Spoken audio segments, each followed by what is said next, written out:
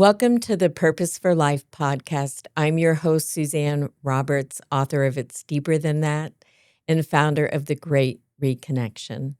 I'm so excited to have here with us today Julie Cullinane. I know that you are going to be thrilled to listen to her today and you will learn a lot. So thank you so much, Julie, for being here with us today. Thanks for having me, Suzanne. I want to start with a little bit of your journey because I read about you and I was like, wow, okay. And that will help us understand when we get to a deeper question, how you got there from your lived experience. So let's start from graduating from high school at 16.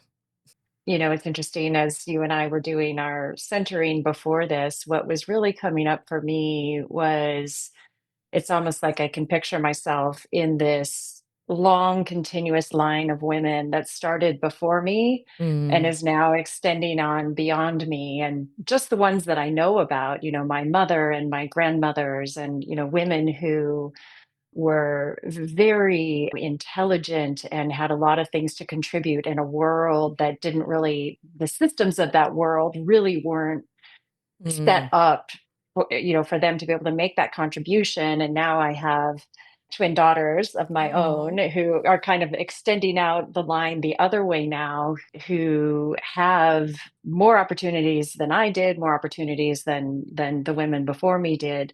So I will place myself thank in you. that line.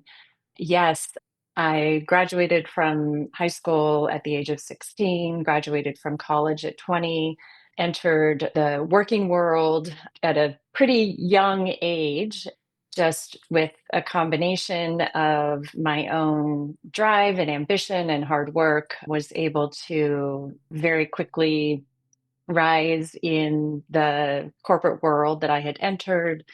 Ended up going to do my MBA at UCLA with a goal of going into the consulting field, and was able to do that. I was doing quite a bit of work in organizational consulting, so working with large systems that were going through significant changes, and was there as a consultant helping these organizations navigate how to get people aligned around whatever changes that were going on in those organizations, whether it was a large technology implementation Hmm. or a merger situation, so on and so forth. So I did that for several years. And then when my husband and I decided that we wanted to start our family, and then we're very surprised to learn that we were having twins. And of course, I didn't think that that would be a challenge. I just assumed that I would be able to continue Oh, on with my career as it had been. And of course, quickly came to terms with some of my own limitations in being able to do everything at the level that I wanted to. So we tried a few different things. And then when my daughters were 3.5, just decided that I needed to find a way to navigate and be in my career in a way where I had more choice, I had more options. And so I stepped out on my own and started my own consulting business, and that was now about 20 years ago. well, I appreciate what you're saying. And I also think a lot of women come up against this that Hmm. have professional careers and then have a family Hmm. and thinking that we should be perfect at both and high level at both. And it's too Yeah. much pressure. And I really Hmm. appreciate you addressing that and figuring out what matters to me. I was coaching a high level performing woman business owner yesterday, and she realized she was using up all her energy at work. And then by the time she Hmm. came home, she didn't have energy for her family. And Hmm. that's heartbreaking, right? Hmm. Like, Hmm. and I appreciate that you had the courage to step out and figure out how to serve your own life in context of the lineage that you're talking about. Yeah. That's very compelling. It's interesting that you started with the lineage. I don't hear most people talk like that, and I really appreciate that.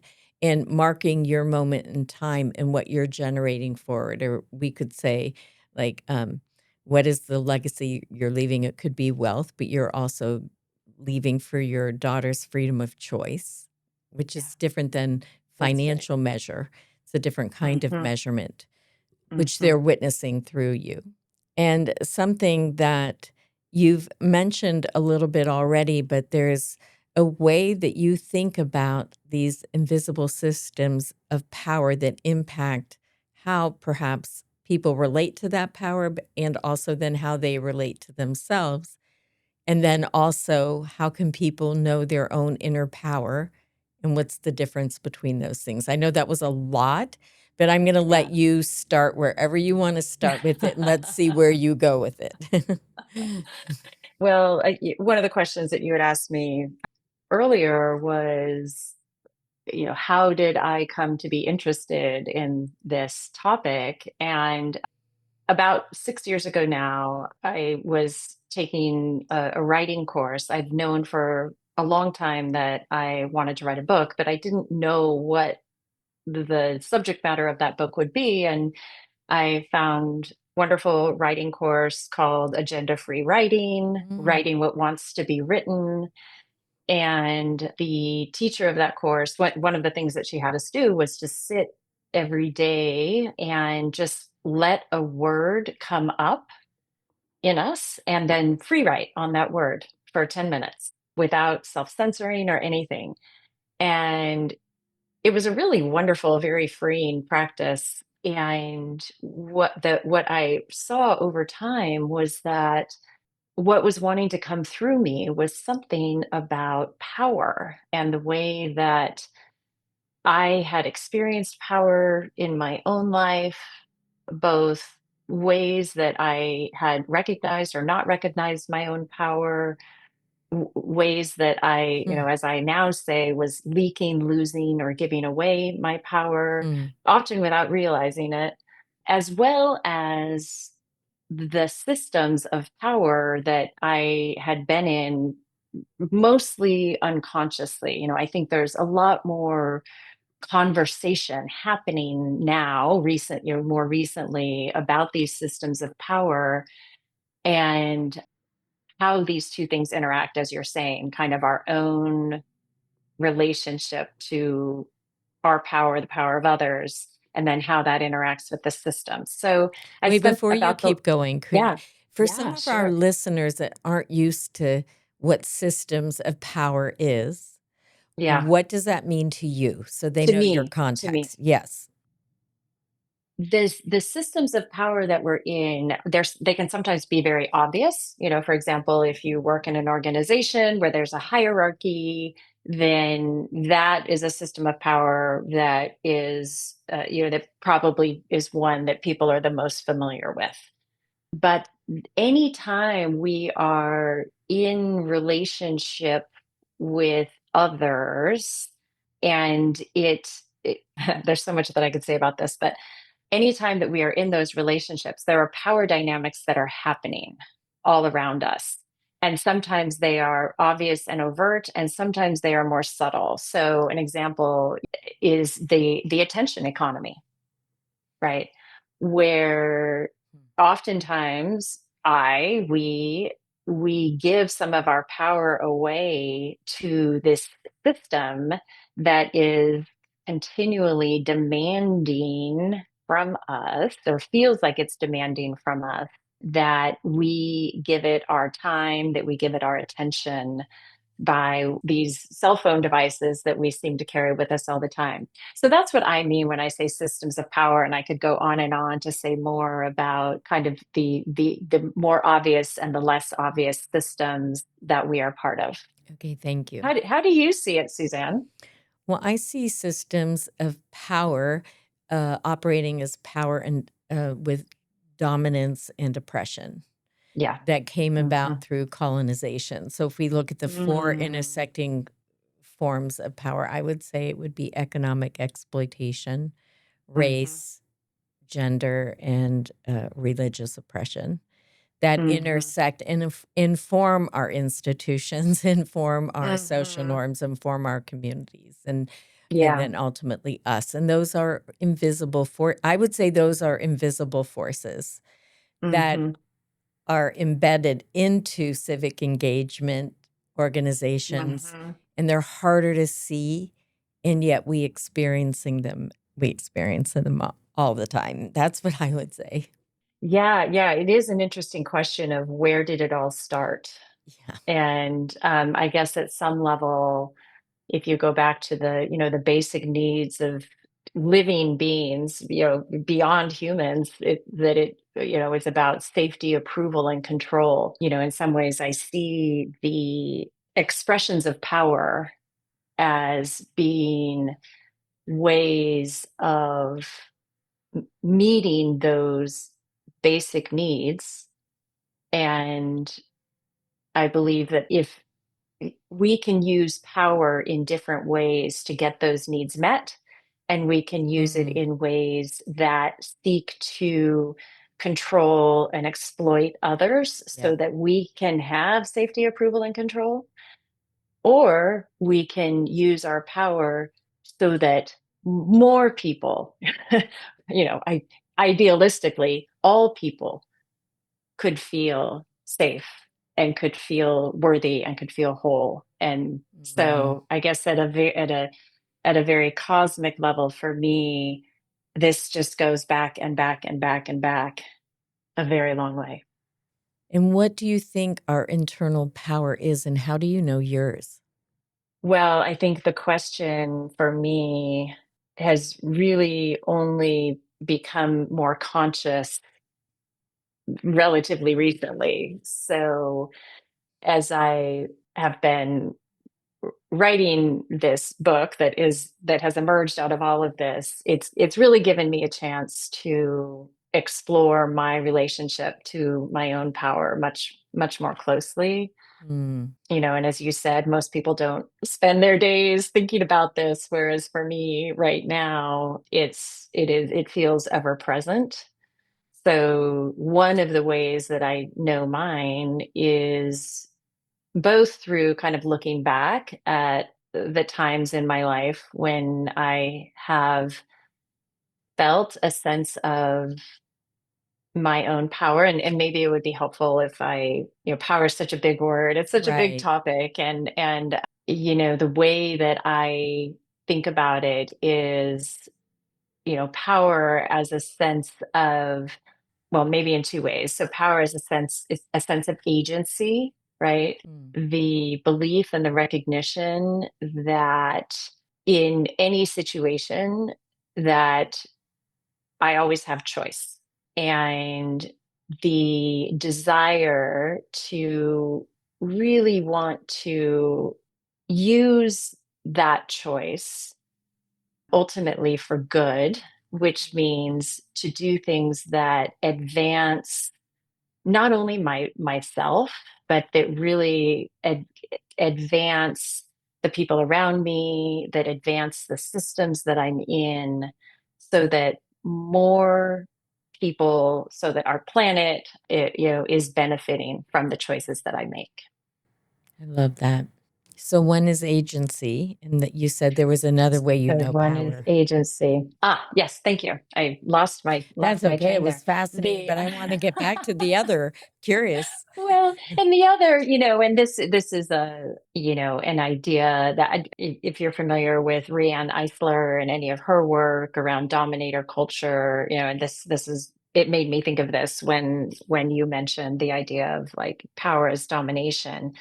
I think we live in a world right now at this particular moment in time where a lot of the examples of power that are certainly in the media and in the news, we are seeing a lot of demonstrations of power as power over, power as control, power that divides, power that is zero sum, where there are Right. winners and losers. And for me right now, it's really important that we realize there's an opportunity here to kind of take back control. Take back control. I'm realizing the irony as I'm saying that, but to kind of reclaim the idea of power with others, right? Power to create outcomes that benefit all and not just some or a few. So I think that's the other the other thing that I think about a lot when I'm thinking about power and how I'm using my power. And then, so I do a lot of work with leaders and teams inside organizations. And even if I'm not talking about power overtly in those settings, that's the lens that I bring to my Right. work is in those particular systems. How can the work that I'm doing and the way that I work with the leaders and teams that I work with, where power just inherently exists, how can that be a vehicle for helping people get more in touch with what good power looks like for them and to use it in that way. I'll give you maybe an example. I was working with a leader who was the head of a large research institute, and he was very uncomfortable with his own authority.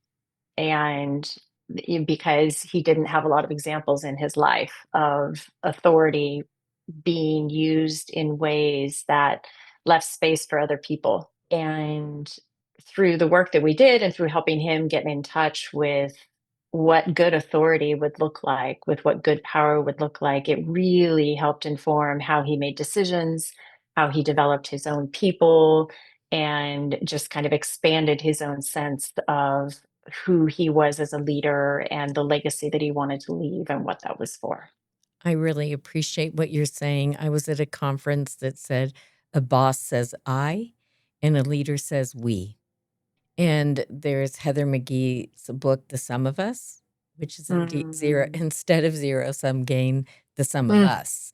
Yeah, And yeah. I do have one more question for you, though. I think that there is, whether it's a distinction or not, like a distinction around agency and intention to include Mhm, the whole, because we are part of a mhm, whole.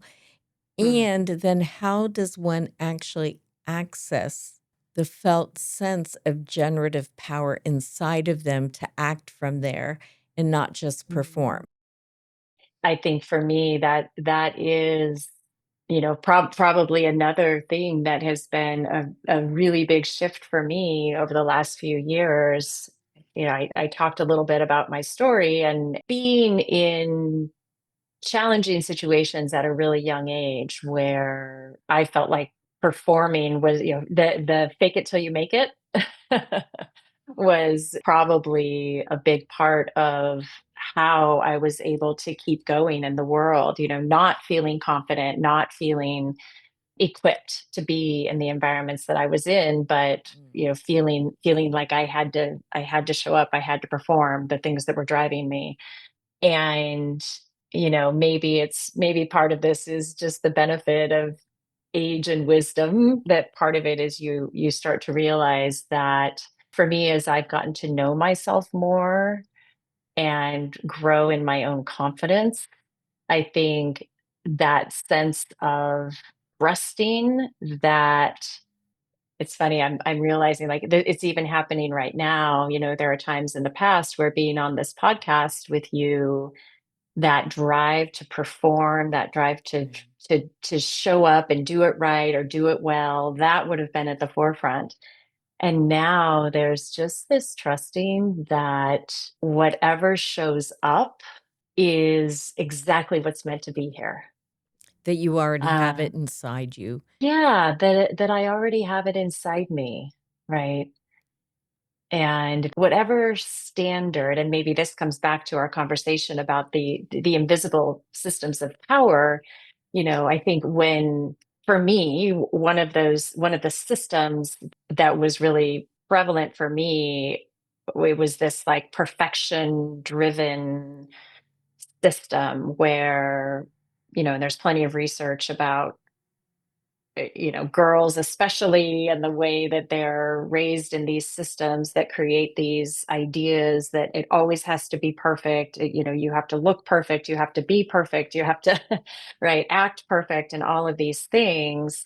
That's, the being driven so much by that system is part of what disconnected me Yes. from that inner knowing. Yeah, that's beautifully Right. said. Beautifully, beautifully said. I think one of the tenets of white supremacy is perfectionism. It's unrealistic, and we're all underneath Yeah, that umbrella.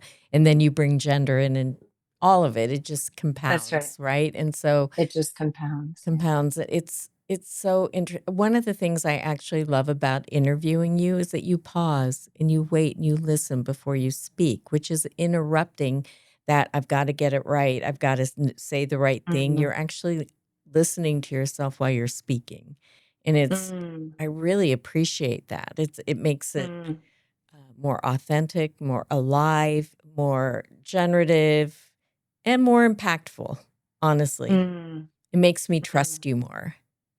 Thank you. Thank Yeah, you for saying that. yeah, and I appreciate how you've had to interrupt that invisible system, right? So you Yeah. can be who you are. Like it's like Absolutely. Absolutely, Suzanne. It's interesting because I know that I tend to be, kind of thoughtful and deliberative in how I speak. And there have been times when I've received feedback or maybe even just given myself feedback or my own self-judgment that it's not dynamic enough, it's not interesting enough. And oh, I think part of this, I love some of the work, the author who wrote the book Quiet, even this idea that started around the turn of the last century that valued extroverted behaviors more. right.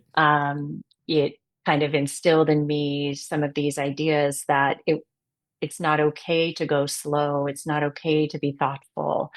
And now, as you said, I think we live in a time where everything feels like it's fast, fast, fast. And to really be in a conversation where you feel like you can connect to yourself and you feel Yes. like you can connect to your partner, it's refreshing for me. It's great. I love it. I really appreciate it. I'm like, "Oh, I'm so," because this is our first time having a conversation like this, so I'm Yeah. discovering you. Yes. And I find it quite refreshing, and I'm sure our listeners are too. And Thank I you. really believe you're bringing to us. I'm so glad you're writing this book, number one. And you're bringing a lot of distinctions here and a lot of ways of expanding automatic thinking and discovery, which I think is very, very powerful. We are going to have to wind down for today. Thank you so much for Yeah. being here. Thank you. I do have a question for you. What do you think the purpose for life is? One of the other things that I just love to play with sometimes is turning off my analytical mind, which really wants to take over all the time, and just like listening to what comes up. And the word that just came up, if I didn't overanalyze your question here, is love. I really, really believe there are lots and lots of challenges in the world. So I don't want to say this in a way that diminishes or dismisses the seriousness of what's happening all over the world. And at the same time, there is so much beauty in the world.